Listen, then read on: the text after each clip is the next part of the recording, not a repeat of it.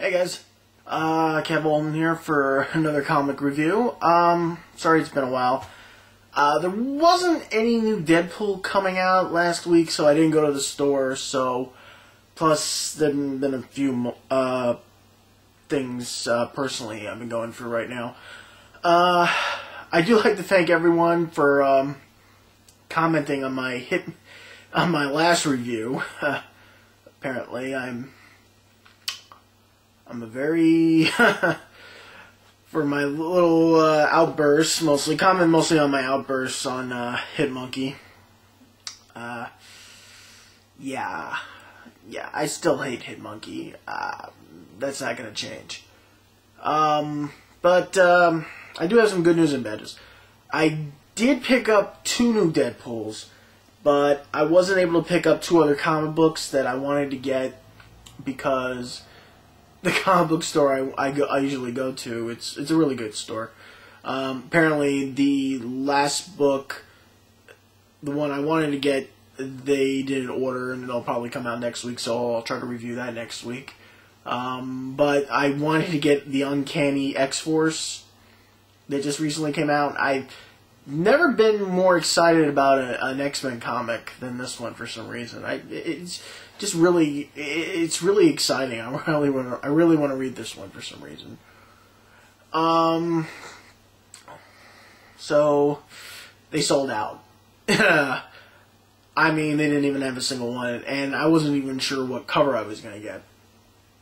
I was mostly looking for the Liefeld one or the Scott Campbell one, but they didn't have either one. So we'll have to see what I can get my hands on for next week. But tonight, let's see here. Tonight we will be reviewing Deadpool Pulp number 2, Deadpool Max number 1, and Gotham City Sirens number 16. Let's start off with Deadpool Pulp number 2. Deadpool finds himself in 1950s Mardi Gras looking for someone, and I like how the settings are and everything, especially the way it kind of reminds me of an old classic Bogart movie. So that's how the comic kind of felt to me, like a classic a Humphrey Bogart film. Plus, let's see here, there's kind of a feeling of excitement and danger between Wade and Outlaw. They share a very kindred spirit, yet romance between one another, but don't have a problem trying to kill one another in the process. Plus, Cable playing racquetball. Yeah, Cable playing racquetball. No wonder the guy's dead. So, moving on to Deadpool Max, number 1. I should warn you, for younger Deadpool readers, this comic is not for you. This comic has a lot of explicit content to it. Sure enough, I mean, there have been a few times we've seen previous comics where Deadpool's been a little explicit, but this one is completely uncensored. There's a very large amount of blood, gore, nudity, and, well, semi-nudity, and cursing. So this one is definitely not for younger viewers. So, parents, if you've got your kids on Deadpool, I wouldn't let them read this one. This one definitely belongs in the naughty pile. So, let's see here. For Deadpool, this one's kind of a new assignment, a new start. Deadpool has been hired to take out Hammerhead. It's a very unusual character for Deadpool to go up against, but I think I like it, because it's not a character you would see Deadpool fight against. Plus, let's see here, Deadpool takes out Osama bin Laden. Twice. Again. No, second time he's done it.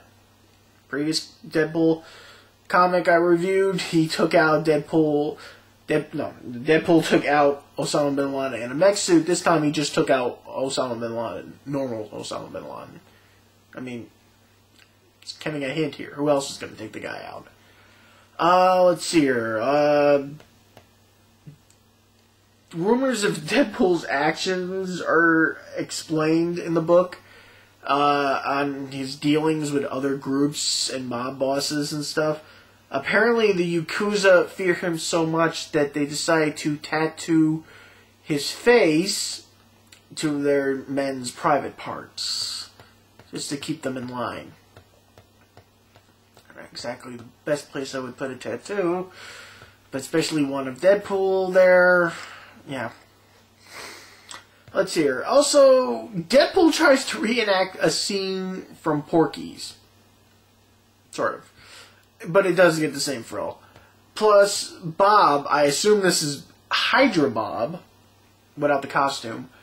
But Bob kind of takes one for the team. A lot. Yeah. Get some ice for that, Bob. So, let's see here.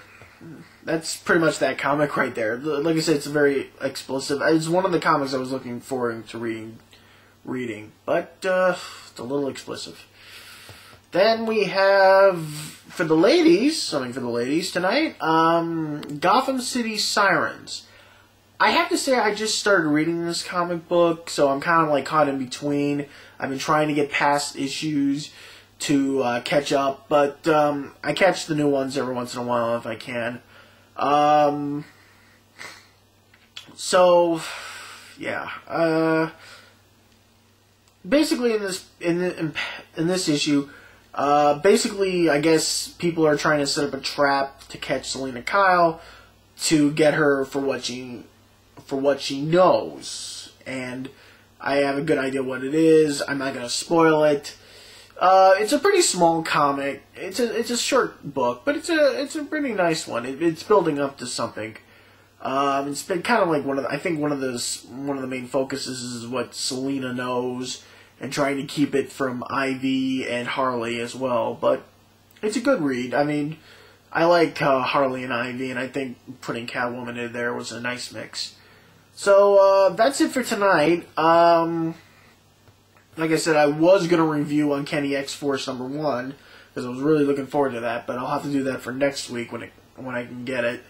Plus, something else I wanted to get, which was also not out, but I'll leave that as a surprise. I'm a little happy to see this one. Hoping that they'll do other comics on other parts of this. And that's pretty much it. Let's see here. Comic-Con in New York is happening this weekend. I don't know if I'm going to be attending or not. My cousin's coming down to it, and I don't know if I'm going to be running into him or what. But I'll see what happens. Mostly because I'm trying to prepare to go to Comic-Con in San Diego, which is also another bit of news. If you've been living under a rock, like I have for the last week or two, Comic-Con is staying in San Diego for a little bit longer, which I think is pretty good, and who knows what's going to happen with that.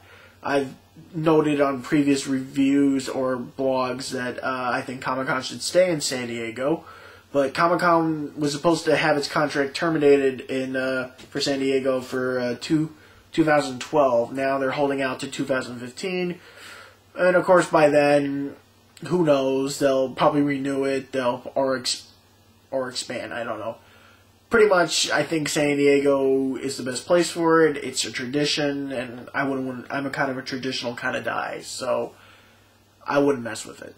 So that's it for tonight. Thanks for watching, and thank you.